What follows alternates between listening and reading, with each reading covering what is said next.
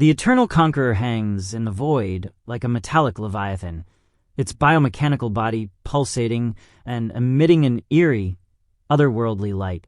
On the bridge, its iridescent exoskeleton glistens as its compound eyes calculate the universe, fixed on the blue-green jewel that hung in the blackness.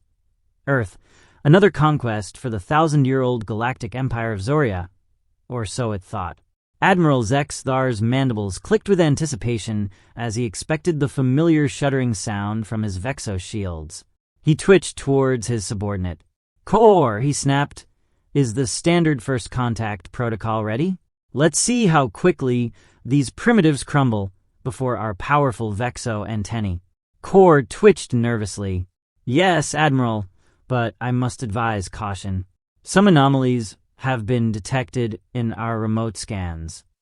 Zexthar's head snapped in irritation, his multifaceted eyes flashing a warning.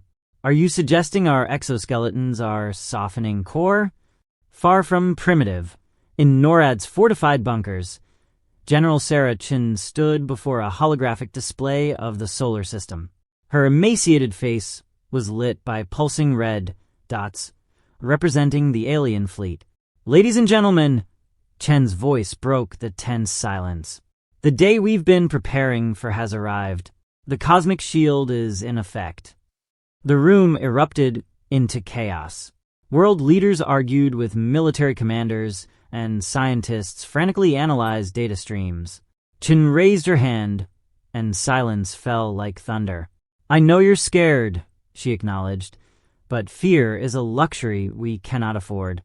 We've spent decades preparing for this moment, and it's time to show these aliens why they shouldn't bother Earth." Back on the Eternal Conqueror, giant monitors flickered to life, displaying the insectoid face of Admiral Zexthar. His mandibles clicked in what humans instinctively recognized as smug superiority. "People of Earth," the alien's translated voice boomed, dripping with condescension. "I am Admiral Zexthar of the Galactic Empire of Zoria. Your planet now peacefully comes under our rule. You will be given the privilege of serving the Imperial Resistance, and that is what you will become." The communication abruptly cut off, replaced by General Chen's stern face. Her eyes, hardened by years of preparation for this very moment, bore into the alien admiral. "Greetings, Admiral Zexthar." Chen's voice was cold steel wrapped in silk. "I am General Sarah Chun of Earth's United Defense Force. We thank you for your invitation, but we must respectfully decline. Earth is not interested in surrender or slavery." On the bridge of the Eternal Conqueror, Zexthar clicked rapidly in disbelief. These primitives dared to resist? Chen's lip curled into a smile that didn't reach her eyes. "You seem amused, Admiral. Allow me to wipe that smirk off your mandibles." Suddenly, every system on the Zorian ship flickered. Weapon systems went offline, shields wavered, and communication was lost. It was a brief silence, but the message was clear. Zexthar's compound eyes widened in disbelief. "How?" he whispered, as his earlier bravado evaporated. "Oh, it's very possible." Chen's voice was full of satisfaction. "We've been monitoring you since you entered our system, Admiral. We've analyzed your ship, your weapons, and your weaknesses. Did you really think we'd be caught off guard?" As if to emphasize her words, one of the dark moons of Earth's orbit flickered to life. Hundreds of previously hidden installations were illuminated. "Allow me to introduce you to the Artemis Defense Network," Chin continued, her voice full of pride. "Sensors, flight systems, communications, all yours." "This is impossible." Zexthar's eyes were dangerous slits. "General," Chen's voice was even and unwavering, "we've studied the remains of your reconnaissance ships. For decades, Roswell, Rendlesham, the Phoenix Lights, you thought these were accidents. We've been preparing." The screens showed detailed schematics of the Zorian fleet. "This is your only warning. We are not interested in joining your empire. However, we are open to peaceful dialogue and potential alliances if you prove yourself worthy." Zexthar's multifaceted eyes darted between the schematics and the human general's unwavering gaze. For the first time in his long career of conquest, he felt fear. Chun leaned forward, her voice almost a whisper that seemed to echo in the room itself. "You have a choice, Admiral. Try to conquer us and face the full force of United Earth, or recognize us as equals and open the way for diplomacy. The decision is yours. But know this, if you choose conflict, we won't hold back. Earth has survived ice ages, asteroid impacts, and our own destructive nature. We will survive." The silence that followed was deafening. Zexthar's mandibles moved, but no words came. His mighty empire suddenly felt very small in the face of humanity's unexpected power. Finally, he spoke, his voice carrying a shadow of his earlier bravado. "We accept General Chen's terms. Cease fire and negotiate." While the Zorian fleet retreated to a position outside the orbit of Mars and prepared for a diplomatic delegation, Earth assembled its own.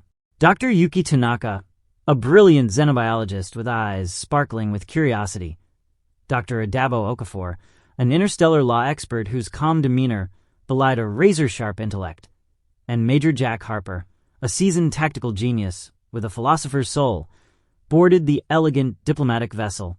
As they approached the Eternal Conqueror, its biomechanical form impossibly large, Dr. Tanaka couldn't suppress a shiver of excitement. "Imagine what we could learn from them," she whispered. Dr. Okafor nodded, his eyes betraying his surprise. "And what they could learn from us. This could be the beginning of a new era for both species." Major Harper's hand instinctively checked his sidearm, a gesture born of years of training. "Let's not get ahead of ourselves. They came here to conquer, not befriend." When they docked with the alien ship, Admiral Zexthar was waiting for them, his posture a mixture of forced diplomacy and lingering pride. The human delegation advanced, their faces set in firm, peaceful masks. Dr. Okafor spoke first, his voice rich and measured. "Admiral Zexthar, we come in peace and with an open mind. We do not seek to conquer or subjugate, but to understand and collaborate." Zexthar's eyes blink in surprise.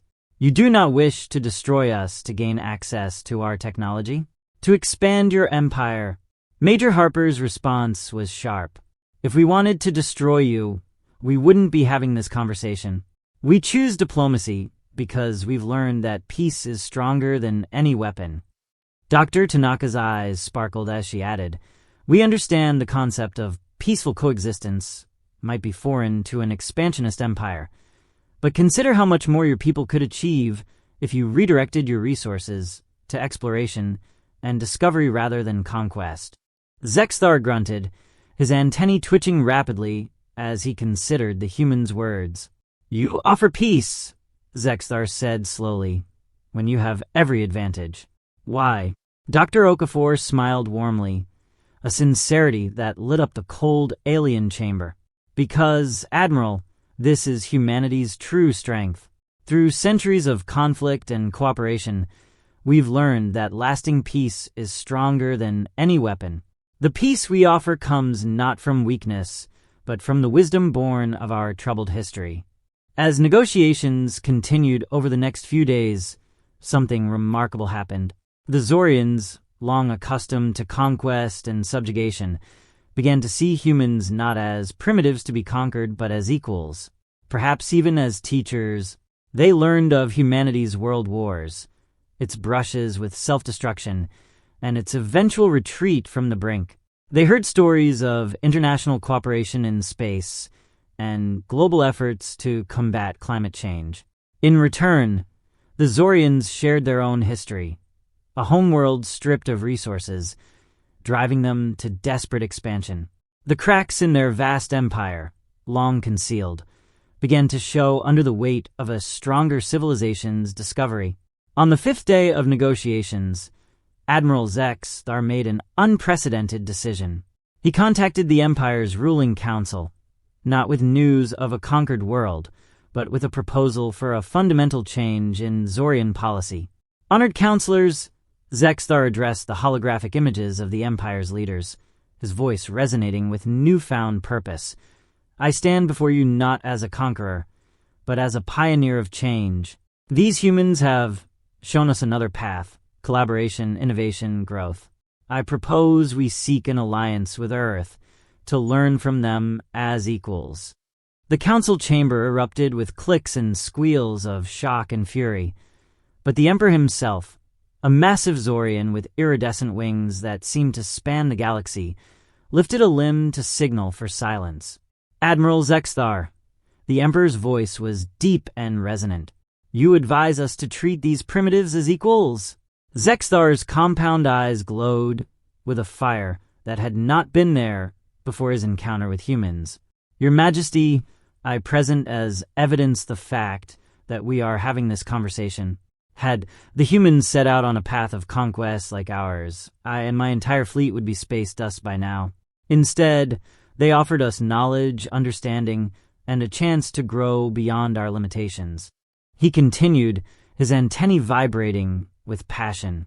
"They have achieved unity in diversity, something we deemed impossible. For thousands of years, we have been conquerors. They have created a society that grows stronger through cooperation, not conquest." The council hall fell silent, the weight of Zexthar's words hanging in the air like cosmic dust. The Emperor's wings fluttered pensively, their iridescent scales catching the light of 1,000 stars. "Admiral," the Emperor finally spoke, "you have given us much to consider. Return to Earth to continue the discussions. We will deliberate on this unusual proposal." When the transmission ended, Zexthar turned to the human delegation, his alien features somehow conveying a mixture of hope and fear. Dr. Okafor stepped forward, his warm smile again lighting the cold chamber. "You've seen how humanity can change the galaxy, not through force, but through understanding and mutual respect." Major Harper nodded, a hint of pride in his voice. "As the old Earth saying goes, the pen is mightier than the sword." Dr. Tanaka's eyes filled with excitement. "Imagine the scientific breakthroughs we could achieve together. The secrets of the universe we could unlock." Zexthar's mandibles clicked, forming the Zorian equivalent of a smile. "It seems we have much to learn from each other. Perhaps this is the beginning of a new era, not just for Earth or the Zorian Empire, but for the entire galaxy." As the human delegation prepared to return to Earth with the promise of a new galactic order, they couldn't help but feel a deep sense of pride and accomplishment. Humanity's greatest challenge did not come from weapons of mass destruction, but from the wisdom of its turbulent history. They hadn't just survived first contact. They had thrived, turning a potential apocalypse into an unprecedented opportunity for growth and cooperation.